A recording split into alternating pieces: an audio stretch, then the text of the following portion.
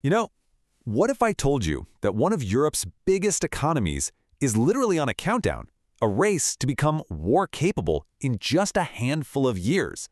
It sounds like something straight out of a Cold War movie, right? But no, this is happening right now. Today we're going to dig into these pretty shocking reports about Germany's huge shift in defense policy and this countdown to 2029. Let's get into it. And look, this isn't just some headline somebody made up. This is a direct quote from Germany's defense minister, Boris Pistorius.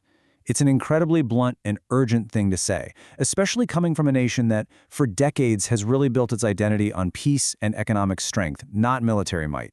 You just can't overstate how serious a statement like this is.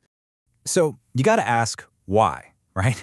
What on earth could cause a country so deeply rooted in a post-war pacifist culture to just pivot so dramatically towards getting ready for a major conflict? That's the big question we're going to unpack here. And the answer, the key to this whole thing, really boils down to one German word that you're going to hear a lot: Zeitenwende. This is the big idea, the engine driving this entire strategic shift. So what is a Zeitenwende? Well, it's not just a policy change. Think of it as an epochal turning point. It's basically Germany's leadership saying, okay, the world is a fundamentally different place now, and we have to change with it. And this wasn't some slow realization. Chancellor Olaf Scholz announced it just days after the full-scale invasion of Ukraine back in 2022. And when we say change, we mean a radical change. Just look at the difference. For decades, you had Germany with super low defense spending, a heavy reliance on Russian energy, and a very, let's say, cautious foreign policy. Now, post-Zeitenwende, it's the complete opposite. We're talking massive defense investment, scrambling to find new energy sources, and taking on a much more assertive role in security. It is a total 180-degree turn. Okay, so it's one thing to say you're changing your philosophy, but how do you actually turn that talk into action? Let's get into the playbook for how they're preparing the nation. This is the number that really made the entire world sit up and pay attention.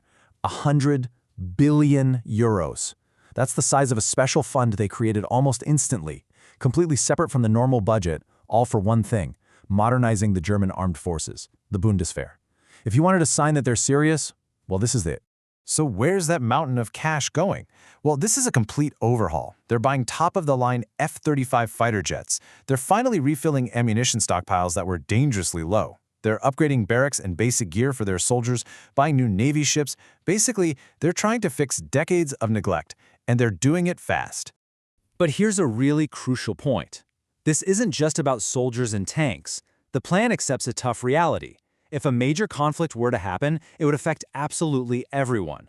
So the strategy calls for a top-to-bottom revamp of the country's civil defense. And that means getting the entire population ready. We're talking about everything from modernizing old air raid sirens and pushing out public alert apps to reinforcing Cold War-era bunkers and shelters. It means making sure there are strategic stockpiles of food and medicine. And it even means educating the public on how to be prepared in an emergency. It's a full-on society-wide effort. Which, brings us right back to that very specific and, frankly, very alarming date. Why 2029? Why not just sometime in the future?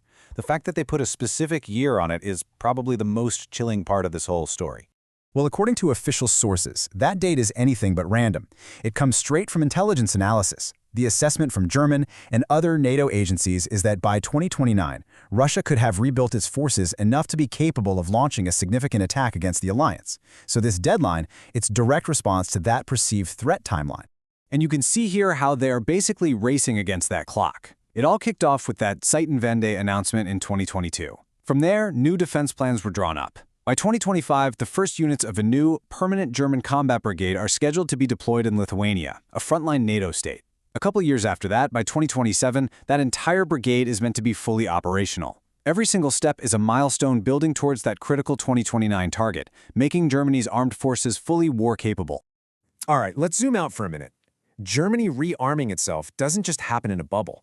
This has massive ripple effects across the entire European security landscape and, of course, the NATO alliance.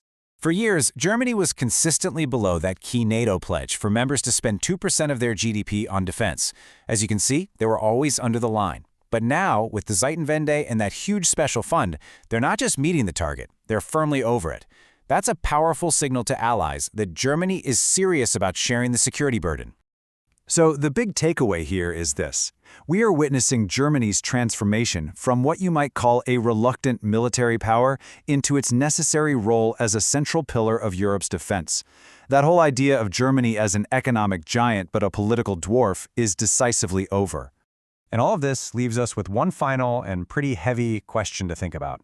Is all this preparation, the money, the plans, that 2029 deadline, is it a wise and necessary move to deter war, to make an attack so costly that it never happens? Or is it a tragic admission that policymakers now see a major European conflict as not just possible, but perhaps something they see as inevitable?